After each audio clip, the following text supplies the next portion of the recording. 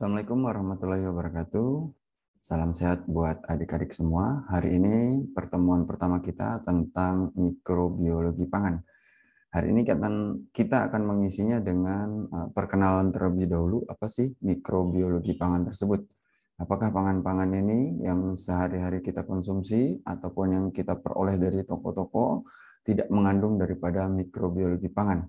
Nah, itu perlu kita ketahui sehingga kita lebih smart dalam memilih berbagai macam makanan yang biasanya di tagline makanan tersebut selalu disebutkan bahwa makanan mengandung mikrobiotik dan lain sebagainya. Baik.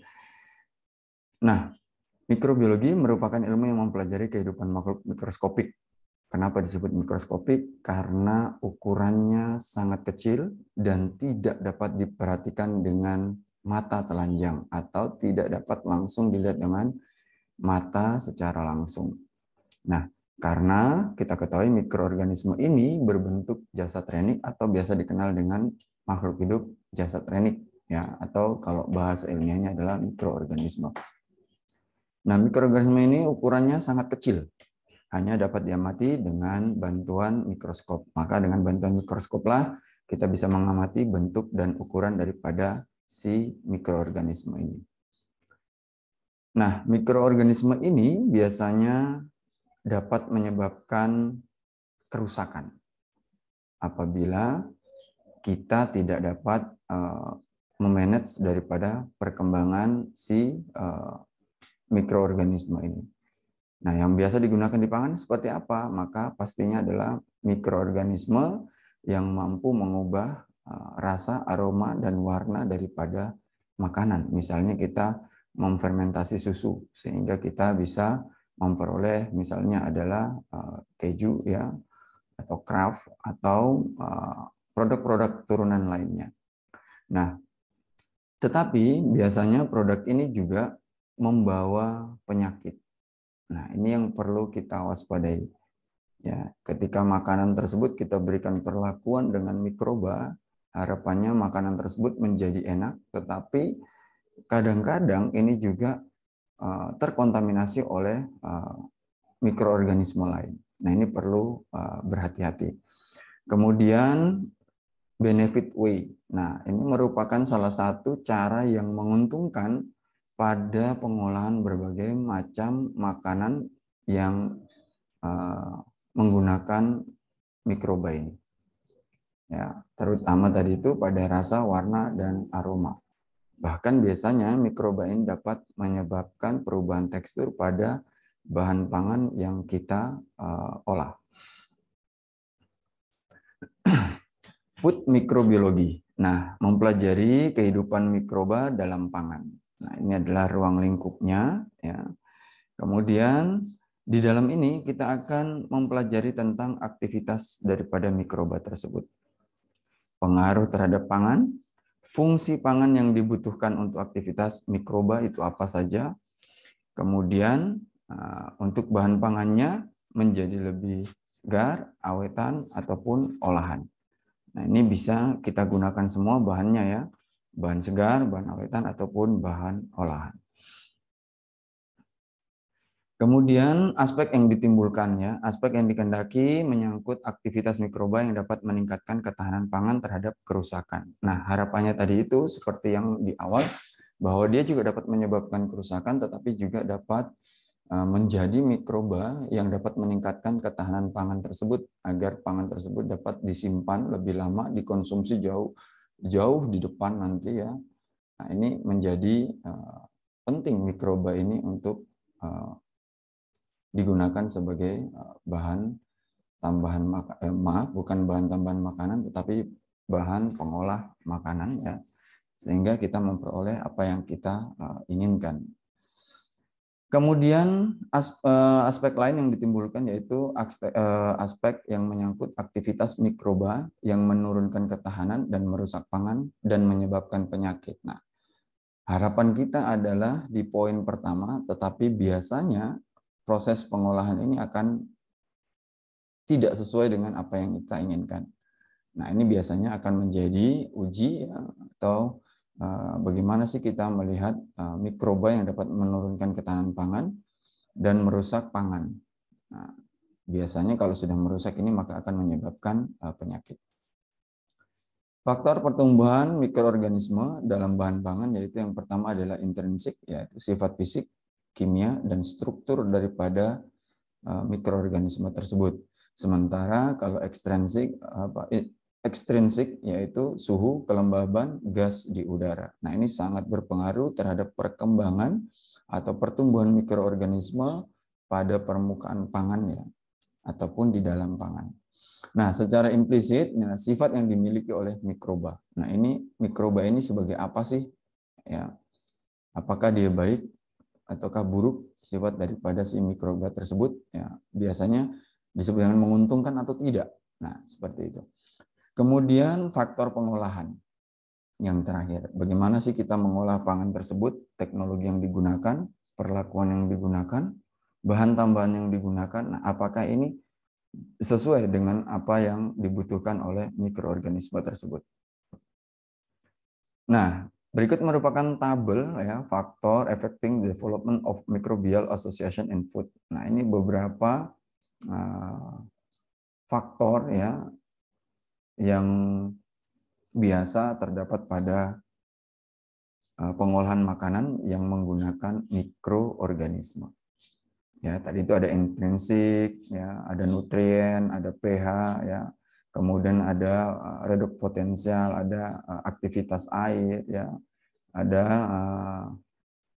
konsentuan daripada antimikrobial, ya. Kemudian secara lingkungan, ya, ini pH yang kita amati, kemudian ada temperatur, ya, kemudian ada gas di udara, ya, atau di sekeliling kita.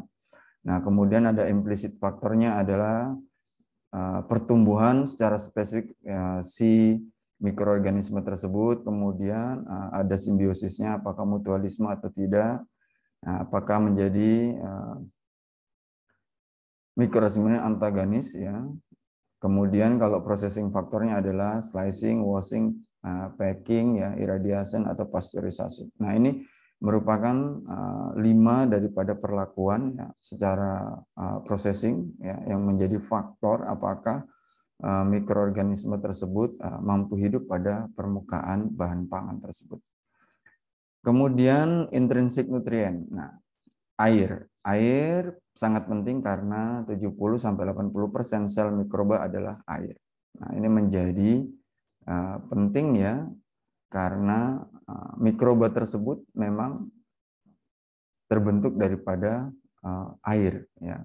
Kemudian sumber energi ya, kemotrof ya, energi dari bahan kimia, kemudian fototrof, energi dari sinar matahari. Nah, yang mana yang kita gunakan untuk mikroba ini sehingga dapat berkembang dengan baik. Kemudian sumber karbon, karbohidrat ya, dan asam organik. Nah, ini apakah kita berikan ke mikroba tersebut atau hanya mengharapkan bahan pangan tersebut yang diubah sehingga mikroba tersebut dapat mengubah karbohidrat dan asam organiknya.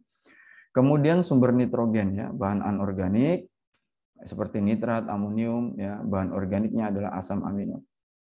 Nah, ini ya yang kita bisa peroleh daripada si mikroorganisme itu, atau bagaimana sih kita membuat mikroorganisme itu tetap tumbuh dengan baik pada permukaan makanan. Kemudian intrinsik nutrisi ya, aseptor elektronik ya, senyawa organik atau anorganik. Jadi di dalam bahan makanan tersebut ya, apakah terdapat senyawa organik atau anorganik. Nah, sumber mineral seperti makro adalah kalium, magnesium, kalsium, natrium, ya, Fe atau besi, ya sebagai penyusun bahan sel daripada si mikroorganisme tersebut. Kemudian kalau mikro, ya ada Zn, ada Cu, ada mangan, ya ada kofaktor enzim. Nah, ini yang membantu juga proses metabolisme ya untuk si mikroorganisme tersebut. Kemudian ada growth factor ya, termasuk vitamin, pirimidin, asam amino sebagai koenzim juga ya. Nah, ini juga berperan dalam pertumbuhan si mikroorganisme tersebut. Kemudian ada intrinsik pH ya, secara umum pH untuk pertumbuhan adalah 6 sampai 8, log ya. Ini untuk bakteria yang berjenis bakteri itu mampu hidup pada pH 6 sampai 8. Kemudian yeast ini mampu hidup pada pH 4,5 sampai 6, yaitu pH yang sudah mulai sangat rendah ya. Kemudian ada filamentous fungi atau jamur-jamuran. Nah, ini lebih rendah lagi, yaitu pada pH 3,5 sampai 4. Pengecualian untuk jenis bakteri ya, lactobacilli atau aseptic acid bakteria optimumnya hanya pada suhu 5 dan 6 log atau log 6 ya. Ini yang perlu diperhatikan ketika kita menggunakan mikroorganisme sebagai bahan pengolah makanan. Kemudian berikut merupakan approximate pH range ya of some common food commodities ya. Ini adalah berbagai macam pH yang digunakan untuk mengukur seberapa banyak sih mikroba yang ada pada berbagai macam produk makanan atau komoditas pangan ya. Nah, ini kalau contohnya ada di telur ya. Ini ada pH 9. Kemudian di ikan pH-nya 7 atau netral. Daging di pH 6 ya.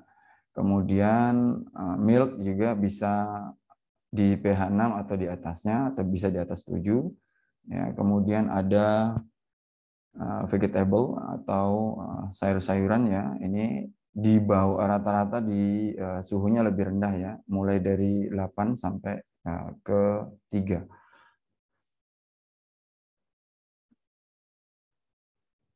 Nah, ini chart pH-nya ya, mulai dari mol, yes, kemudian ada Acylobacillus, ya, kemudian ada Salmonella, kemudian Acetobacter, ada Listeria monogenes, ya, kemudian ada Yersinia enterocolitica, ya, dan seterusnya. Ini ada Clostridium perfringens. Nah, biasanya Clostridium ini juga menghinggapi pada bahan-bahan pangan yang disimpan di gudang ataupun bahan-bahan pangan yang sempat terkena air. Ya, ini biasanya terkontaminasi oleh Clostridium. Ya.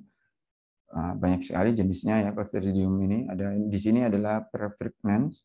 Nah, kemudian kalau di bahan pangan biji-bijian itu biasanya disebut dengan Clostridium botulinum ya, yang biasanya menghidapi padi-padian ataupun jagung ya. Nah, ini merupakan pH value ya dari buah-buahan dan sayuran. Ini dari pangan ya, seperti daging, kemudian hasil ternak, kemudian ada produk ikan. Nah, intrinsic AW atau aktivitas air atau disebut dengan water activity ya merupakan parameter untuk mengukur aktivitas mikroba pada pangan. Jadi kalau tinggi aktivitas airnya biasanya juga aktivitas mikrobanya tinggi.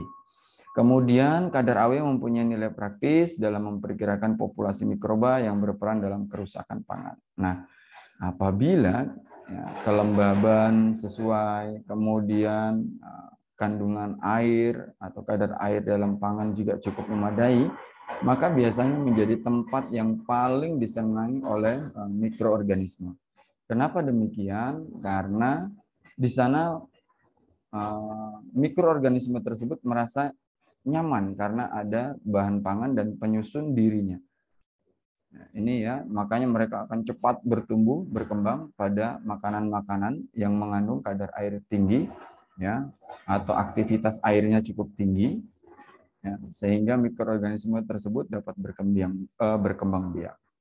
Kemudian juga dipakai sebagai indikator dalam pengawetan pangan. Nah, ini juga ada beberapa pangan yang menggunakan mikroorganisme tersebut sebagai bahan pengawet panganan. AW berkaitan dengan kelembaban udara. Nah, ini ya, jadi sekali lagi aktivitas air itu selalu berhubungan dengan kelembaban daripada udara atau biasanya disebut dengan relative humidity. Nah, ini merupakan contoh daripada tabel minimum water activities ya, atau aktivitas minimum daripada air pada makanan ya. Nah, di sini diisi grup mikroorganisme ya. Di sini ada MOS negatif ya, bakteria ya. Bakteria gram negatif, kemudian ada bakteria gram positif, kemudian ada yeast, kemudian ada filamentus fungi ya, atau beberapa jamur. Kemudian ada halophilic bakteria, kemudian ada xerophilic fungi. Nah, ini juga yang menempati berbagai macam produk makanan ya, baik segar, olahan ya. Ini apabila digunakan ya atau secara tidak sengaja mengkontaminasi bahan makanan, nah kita bisa menghitungnya.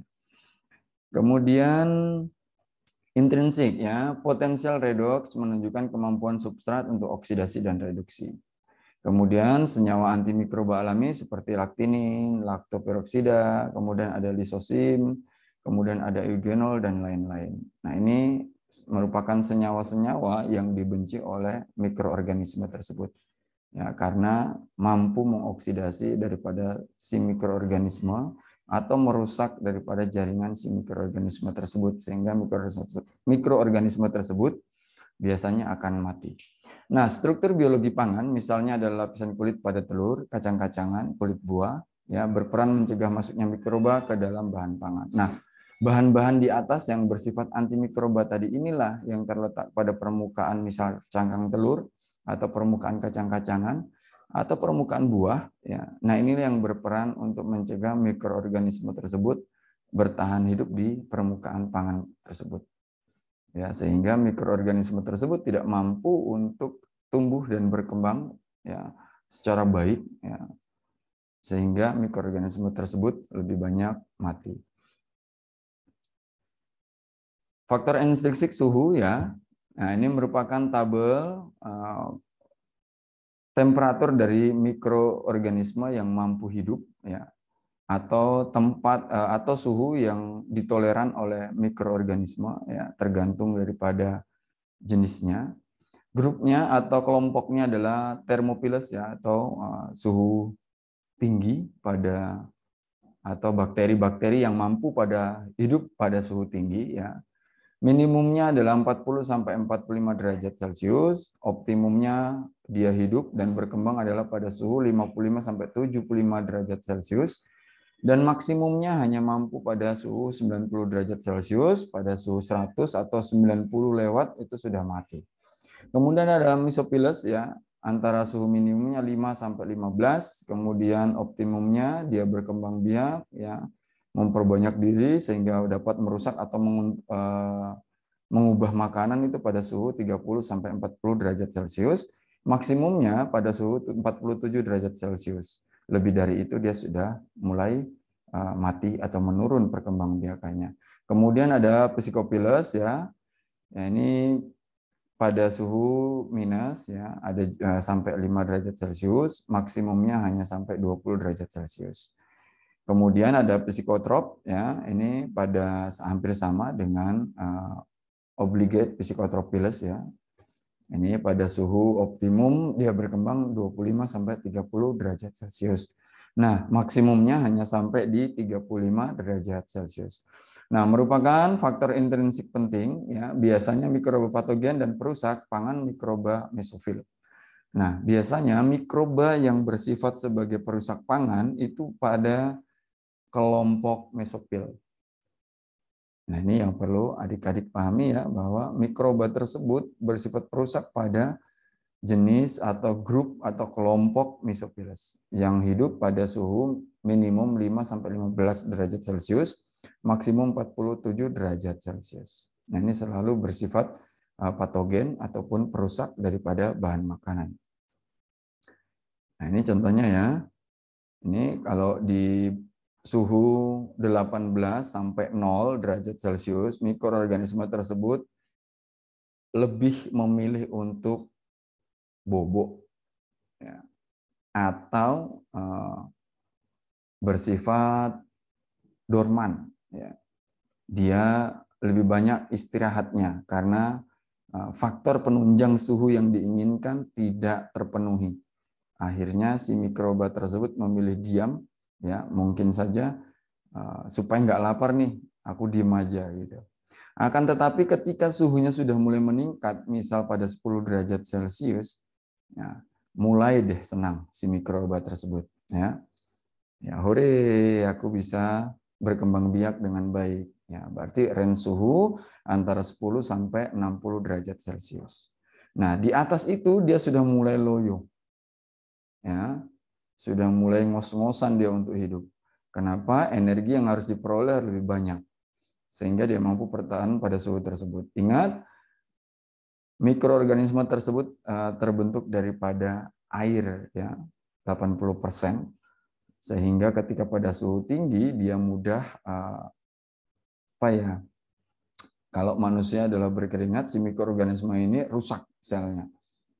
Ketika pada suhu 100 derajat misal.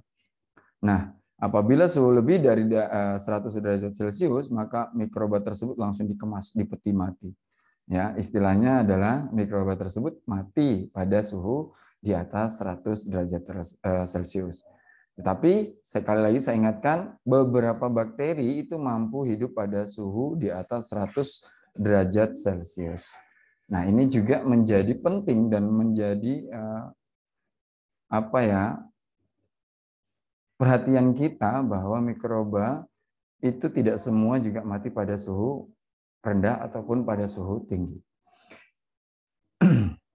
Nah, ini ya ilustrasinya pada suhu minus 18 derajat dia terbekukan, kedinginan, ya. Dia memilih diam tetapi tidak mati. Hanya terpenjara.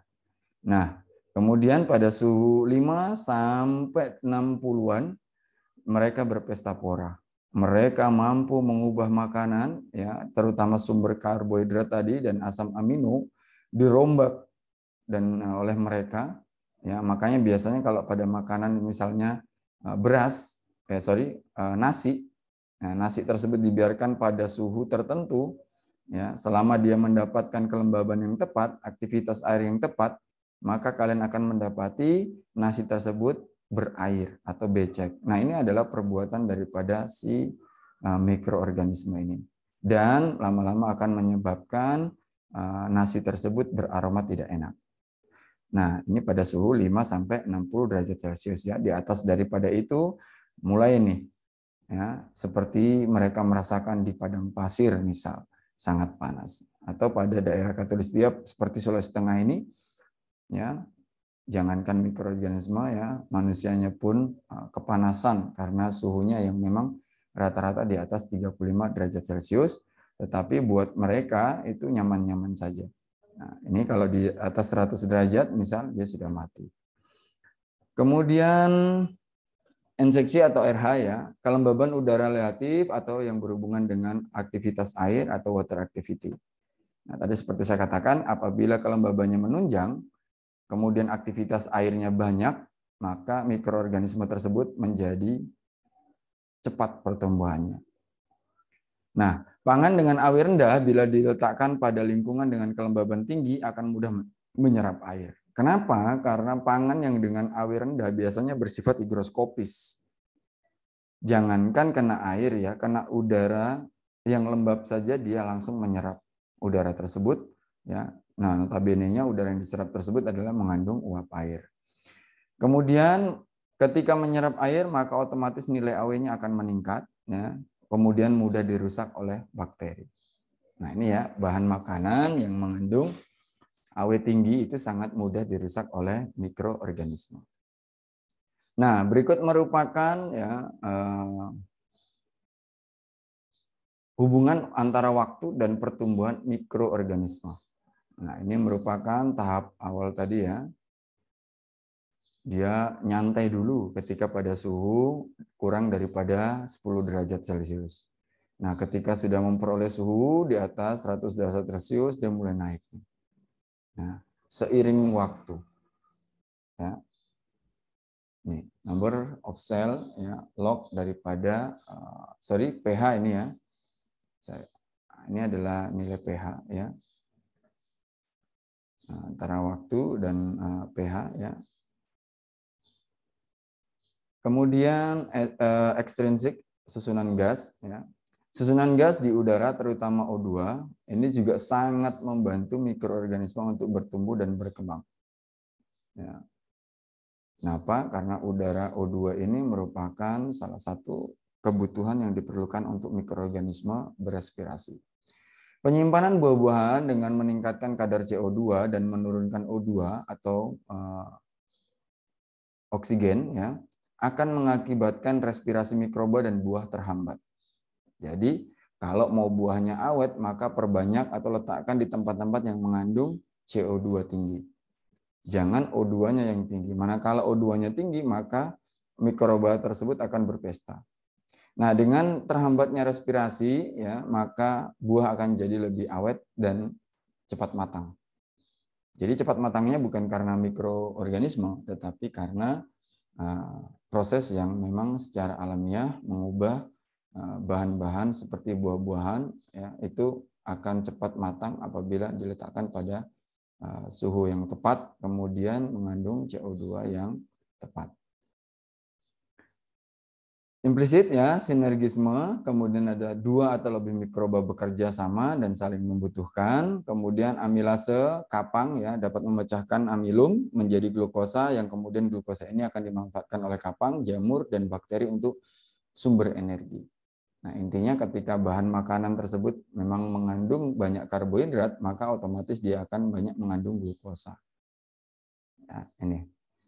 Kemudian antagonisme, ya, kematian atau hambatan pertumbuhan mikroba yang disebabkan oleh mikroba lain mempengaruhi lingkungan pertumbuhan mikroba pertama. Ya, nah, biasanya ini ditandai juga ketika mereka mati atau menghasilkan gas, maka pada bahan makanan tersebut tercium aroma yang tidak enak, misal, atau amoniak, misal, ya. Pengemasan pangan oleh bakteri asam laktat dapat menekan pertumbuhan hasil gram negatif. Nah, penggunaan bakteri BAL, bakteri asam laktat ini mampu mencegah patogen daripada si mikroba lain atau mikroba yang bersifat patogen. Kemudian perbedaan laju pertumbuhan mikroba menyebabkan mikroba lain kehabisan nutrisi penting dan menghambat pertumbuhannya. Nah, ini persaingan secara antagonis, ya, pada pertumbuhan bakteri yang terletak pada misal buah-buahan ataupun makanan lainnya. Ya, yang pertama ini ada persaingan, ya, antar mikroba, ya. Kemudian ada bakteri asam laktat yang berperan baik pada permukaan makanan atau pada makanan, ya, atau minuman. Kemudian perbedaan laju pertumbuhan antara bakteri baik dan bakteri yang jahat misalnya, sehingga menghambat pertumbuhan si bakteri. Kemudian faktor pengolahan, ya, mikroba spesifik yang terdapat dalam pangan dapat dikurangi jumlahnya dengan berbagai cara, termasuk pengolahan dan pengawetan. Misalnya pada suhu tinggi, suhu rendah, bahan pengawet, dan perlakuan radiasi. Nah, ini, ya, suhu yang tinggi pasti akan menghambat mikroorganisme. Harapannya tadi adalah mikroorganisme tersebut misal mati, terutama bakteri patogen, ya, atau mikroorganisme yang bersifat patogen. Pada suhu tinggi harapannya dia mati. Kemudian atau diberikan suhu rendah sehingga aktivitas daripada metabolisme si mikroba tersebut terhambat, ya. Makanya dia memilih untuk istirahat atau dormansi atau tidur lah istilahnya. Kemudian bahan pengawet. Nah, bahan pengawet apa sih yang digunakan ketika mengolah bahan makanan sehingga ini akan berpengaruh atau berdampak pada si mikroorganisme. Kemudian radiasi ini juga sama, ya, memberikan efek kematian terhadap mikroorganisme.